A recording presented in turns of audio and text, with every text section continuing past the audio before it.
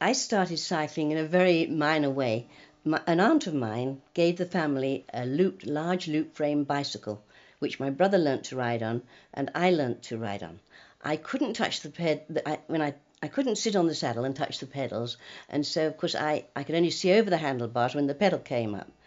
Mother allowed me to just go outside the door to ride in outside the actual house, but I cleared off to Broadgate and was seen riding between the tram lines over the cobbles, and I was well and truly told off about that and never went up to Coventry on it again. In the first year with the Coventry Cycling Club, the racing secretary kept wanting to put me in for a 10-mile race, but Ken wasn't very keen at the time.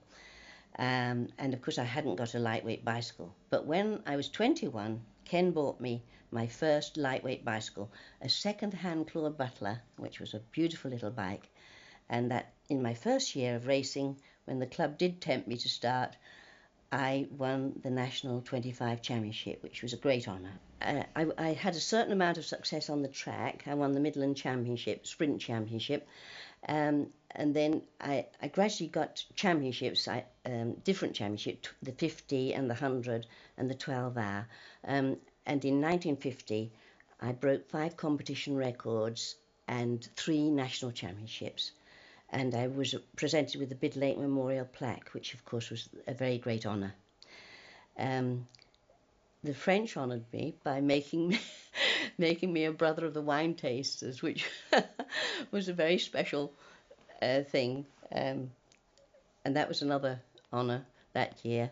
And then that year I wanted to ride a 12-hour event, and Ken wasn't too keen. He said, well, I don't think you ought to ride a 12. And I really was keen to ride a 12.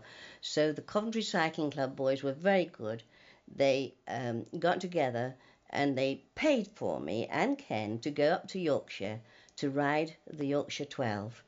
And I broke the national record by 17 miles and would have come about, I think it was 3rd in the men's event. And so that really rocked the cycling world, which was very lucky for me, because the following year I did it again in terrible weather. And when I got back, there was a telegram from Hercules offering me to turn professional for them, to go for all the long distance records on the books in Britain. So I was very, very fortunate indeed. In 1952, I turned professional. When I did that 12, we got back to our digs, and I said to the chaps, and how did you do? Because I didn't know really what I'd done, you see. And they said, not as well as you. But the thing is I ran out of road. I did the ladies' circuit 3 times, and I ran out of road. So they had to rush round and get me onto the men's circuit, but never racing against the men. I was never allowed to race once against the men, and I was put in the opposite direction to the men. So they could see me going round their circuit and thinking, what the heck's going on there? Oh dear, it was quite exciting for me. But as I say, it was really a wonderful thing. But the second year, where the weather was so bad, I shall never forget, I'd caught all the girls and in 100 miles, but there was one girl I could see over the low hedges, and that was Mary Martin from Yorkshire. She was a very fast rider, and I was fighting against the headwind and the pouring rain, and I came up level with her, and we were going flat out, and I couldn't help thinking, well, I looked at my watch and I began to laugh, and I said, 7.5 hours to go, Mary. And then I laughed, and poor girl, there was this sort of terrible groan, and then she'd gone. But I didn't do it on purpose, but you couldn't help seeing the funny side of it. 7.5 hours to go, and we were going flat out against one another. It was lovely. Turning professional, Frank Southall, who of course is the very, very famous long-distance rider and record breaker, and he was told that he could be my manager, which was a blessing for me, because I knew that he would understand how I went about things, and I was rather nervous being, of course, new at the job. And the thing is this, that they started off with, you won't believe this, the London to Portsmouth and back, which is only 138 miles and very, very hilly. And I can remember in London, we started from outside London and went into London first, and I lost my way a couple of times, sheer nerves. And Frank Southall said he wondered what sort of person he got to look after, because I think he was really rather worried that I wasn't quite what he had hoped for. And on this particular record, it was a very cold morning. We started at 2 in the morning. I had little short shorts on, a little thin top. And Frank Sathel said, "Do you want, what sort of hot drinks do you want?" I said, "Oh, I never bother with hot drinks. Cold drinks will be fine, Frank." But oh dear, it was so freezing. I had such a terrible job to breathe that I broke a blood vessel in my throat trying. It was the first record. It was so important to do well and get it. And it was a terrible time. And fighting up Portsdown Hill at the top, there was a chap there, one of the newspaper people, and he called out to me. He was running along with a bottle, and I said, "Is it hot?" And he said, "No, cold." I said, "Oh, I've got half a bottle left. I don't need it." And he called out, "It's a long way back to London, you know." And I thought, oh, what an awful thing. Anyway, I just got the record by the skin of my teeth by 2 minutes, and I was really in a bad way at the end. I was bleeding in the throat, which was frightening. I was started by the timekeeper, and then he'd get in the following car, and the following car had to follow 150 yards behind with the official observer. And they were only allowed to pass me like one car, once every 50 miles. Can you believe? They were very, very strict indeed, so that there was no help from any passing traffic. Nowadays, it wouldn't make any difference, would it? Because the cars are travelling all the time so fast past you. But it was very, very strict. And it was nice to know that there was always someone there. I mean, if you were in trouble, if I punctured, I could call out and they'd bring me another bike. But I think I only ever punctured once the whole time I was riding. So I was very, very fortunate. I was very light. I used to race, my weight was 7 stone 12.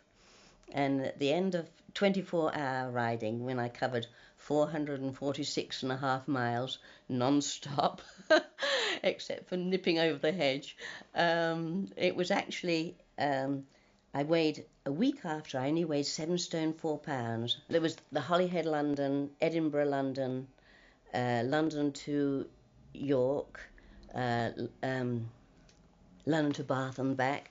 I still hold that. No, nobody's got that one. They've had a few goes at that, and the Portsmouth and back. No one's broken that one yet. And I was quite pleased with my 50 record. I went up to Scotland to get the 50, and I did it in 1 hour 55 minutes. But the first attempt, it was after the end to end, and everybody said, "Oh, you won't have your speed after a long ride like that." But we went up to Scotland to get the 50, and it was starting between Glasgow and Edinburgh, and going on through there. And there were 9 miles of cobbles, believe it. And the first time I rode, I crashed on the Aberlady Bend. It's a terrific bend, and Frank said, "Be careful on the Aberlady Bend." But anyway, 1 minute I was upright, and the next moment the road was going past my ear. And I leapt up, and Frank was on the corner, so he called out, "Oh, bad luck, kid." And I said, "Don't waste time." And I leapt on my bike again and shot off to the finish.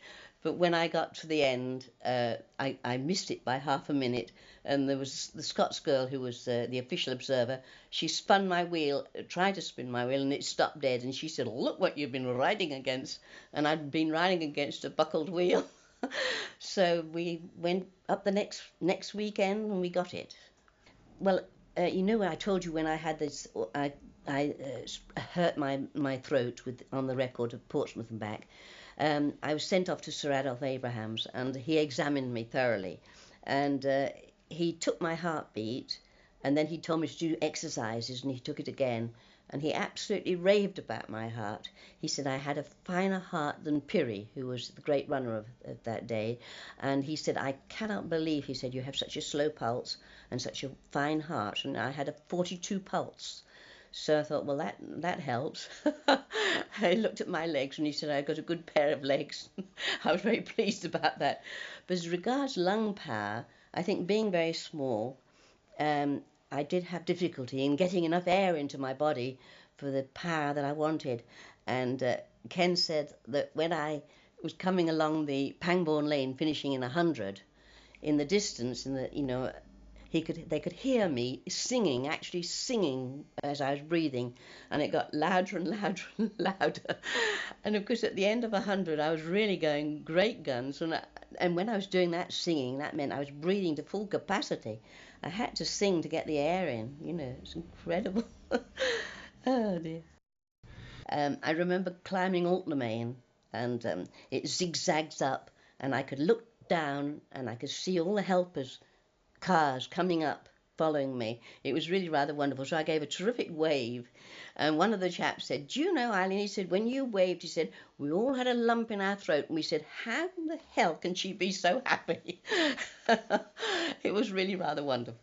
The last part, the very last part, the road from roughly the last 17 miles, it was just as if a carpet was being unrolled, and you got to the top, and the telegraph poles went up, and then it disappeared down, and you climbed the next hill, and you were looking for that hotel, the John O'Groats Hotel, and it just didn't seem to ever appear.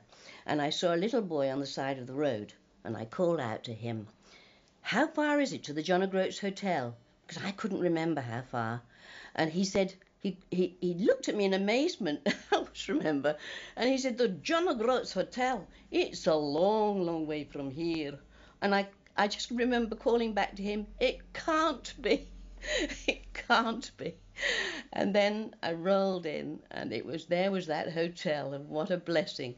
I rolled up to that hotel, and there were crowds of people there, ladies who'd passed me in the coach several times on that record. They all came out to give me a cheer. It was very, very nice.